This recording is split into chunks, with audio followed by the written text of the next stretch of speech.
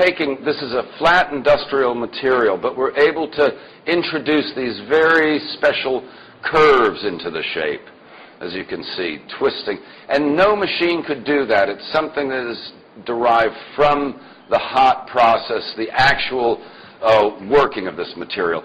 The odd thing is if you went to a factory and asked them to do this, they'd probably throw you out because it's way beyond the limit of some health and safety. But it's also an idea that you wouldn't find applied to industry. And so the palette on this sort of more specialized way becomes much broader because we're inventing techniques which can be used and applied. And I think this is something that everyone has access to. I think here in India, there are great opportunities to be able to do this.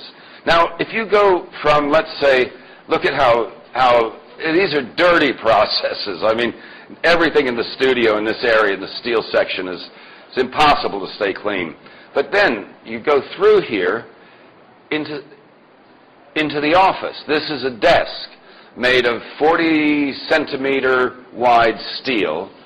And as we were discussing earlier about Paul Clay's idea that a line is a point taken for a walk. And I would go further and say a plane is a line going for a walk, and a solid is exactly. So this steel here is basically an intuitive development, and I direct the whole process in the studio. And for instance, the method by which this was developed, it was made, and then the client came in. I was just making it for the joy of making it. A client happened in and said, "Oh, I love this. I need a desk." And I said, "Well, here we are. You know, we can." And then at that point, then it was modified, sort of back modified to suit his function. So it's really performing a function as a piece of sculpture at the same time as being a functional object. Here again, this is a console. This is a piece of steel, ribbon of steel that's been bent live. And again, here you see the trace of painting and drawing, the calligraphy. And this, in this case, this is a dining table which has been made from a railroad track. My studio backs onto the railroad, and I was confounded about starting a new piece. And I went out and sat on the railroad bank, put my hand down, and found a discarded rail and went, "Whoa, this is it."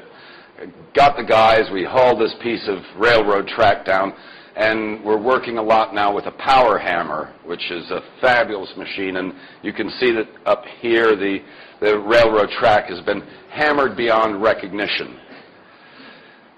But I think that and then here is a table base. This is not a coffee table. This is a table base for a piece of glass, which is 1.6 by 1.6 meters.